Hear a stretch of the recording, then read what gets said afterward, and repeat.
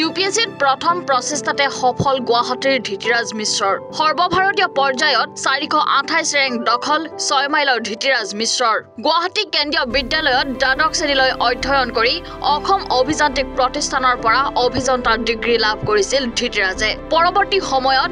MBA পাঠ্যক্ৰম সম্পূৰ্ণ কৰি অনলাইনত চাকৰি কৰি ইউপিএছচিৰ প্ৰস্তুতি চলাইছিল মেধাৱী হোৱাৰ লগতে এগৰাকী কুইজ মাষ্টাৰ তথা ভাল দবা খেলুৱৈ ধৃতিৰাজ মিশ্ৰ ধৃতিৰাজৰ পিতৃ দিলীপ কুমাৰ মিশ্ৰ এগৰাকী অৱসৰপ্ৰাপ্ত অভিযন্তা মাতৃ বিনীতা গোস্বামী গৃহিণী ইউপিএছচিত স্থানপ্ৰাপ্ত ধৃতিৰাজক সম্বৰ্ধনা জনাই সদৌ গুৱাহাটী ছাত্ৰ সন্থাই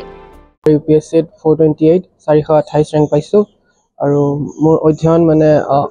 মই অনলাইন কৰিছিলো যিখিনি পঢ়া হৈছিল তাৰ আগতে মই MBA কৰিছিলো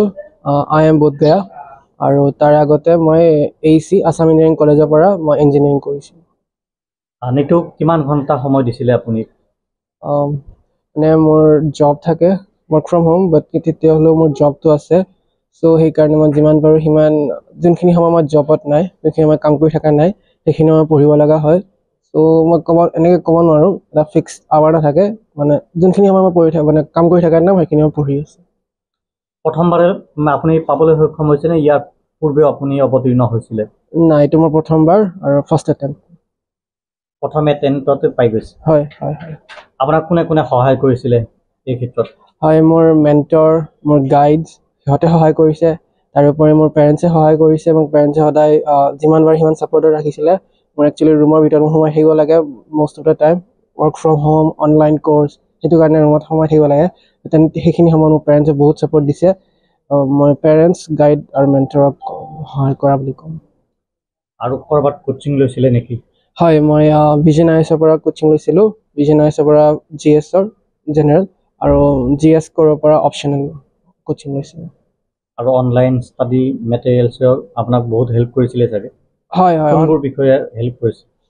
অনলাইন ষ্টাডি মেটেৰিয়েলছ কি বেছি হেল্প কৰে হিষ্ট্ৰী ইতিহাস মানে মোৰ অপচনেল হিষ্ট্ৰী আছিলে সো অনলাইন যিমানবোৰ সিমান কন্টেন্ট বিচাৰিব লাগে অনলাইন হেবিলাক হিষ্ট্ৰীত মই কম হেল্প কৰিছে গতিকে যিসকলে পুনৰ পৰীক্ষাত অৱতীৰ্ণ হ'ব বিচাৰিব অহাবাৰ তেওঁলোকে কিদৰে অধ্যয়ন কৰিলে সফল হ'ব পাৰিব বুলি আপুনি ভাবে ইয়াতে যদি টাইমিং মেইনটেইন কৰে কথাটো হ'ল যে মেইনছ বহুত ডাঙৰ ফেক্টৰ হয় ৰেংক আহাত বহুত ডাঙৰ ফেক্টৰ হয় আৰু তাতে টাইমিংটো বহুত ডাঙৰ কথা হয় তো সিহঁতে নিজকে টাইম কৰিব লাগিব আৰু ফাৰ্ষ্টতে তাৰে আগতে প্ৰিলিমছটো ক্লিয়াৰ কৰিব লাগিব প্ৰিলিমছৰ কাৰণে সিহঁতে বহুত ব্ৰড নলেজ ৰাখিব লাগিব মই সেইখিনি কম যদি আমি সময় হিচাপে হয় হয় হয় তেনেকুৱাই মোৰ আৰু ইয়াৰ পূৰ্বে আমি একাডেমি মই AC আসাম ইঞ্জিনিয়াৰিং কলেজৰ পৰা সিভিল ইঞ্জিনিয়াৰিং কৰিছিলো 2021ত তাৰ পিছত মই সিভিল ইঞ্জিনিয়াৰিংৰ পিছত মই MBA কৰিলো MBA মোৰ মাৰ্কেটিং আৰু অপাৰেশনছ আছিলে মেজৰ আৰু মাইনৰ IIM বোধগয়াৰ পৰা আৰু তাৰ পিছত মই জব কৰি আছিলো আৰু এতিয়া মোৰ UPSC মা দেউতা কেনেকৈ হেল্প কৰিছে মই ৰুমৰ ভিতৰত থাকিব লাগে সো মোক ব্ৰেকফাষ্ট আনি দিয়া লাঞ্চ আনি দিয়া সেইবিলাক মা দেউতাই কৰি আছিলে সো যিমানখিনি সময় মানে মই থাকিলেও নাথাকা যেনে হ'ল সো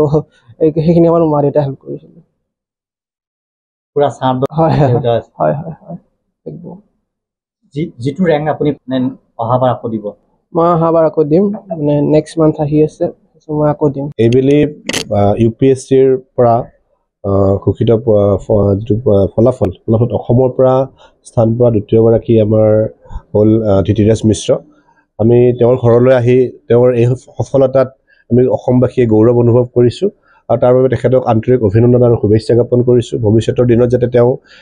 UPSCৰ এগৰাকী ভাল বিষয়া হয় ভাৰতীয় লোকসেৱাৰ এগৰাকী ভাল বিষয়া হৈ দেশৰ সেৱা কৰিব পাৰে জাতিৰ সেৱা কৰিব তাৰ কাৰণে তেওঁক আন্তৰিক অভিনন্দন আৰু শুভেচ্ছা জনাইছোঁ আৰু তেওঁক আমি অকণমান পলমকৈ লগ পাবলগীয়া হৈছে কাৰণ তেওঁ কৰ্মৰত হৈ আছিলে কলিকতাত গতিকে আমি পলমকৈ হ'লেও তেওঁক আন্তৰিক অভিনন্দন আৰু শুভেচ্ছা জনাই আৰু ভৱিষ্যতৰ দিনত যাতে তেওঁ যিবোৰ কাম কৰে তেওঁ যাতে দেশৰ প্ৰতি কৰা সেৱাসমূহে যাতে অসমক উজ্বলাব পাৰে আমাৰ জাতিটোক উজ্বলাব পাৰে তাৰ কাৰণে আমি দেশৰ প্ৰতি আমাৰ যিটো শুভকামনা আৰু আমি সেইটোৱে আশা ৰাখিছোঁ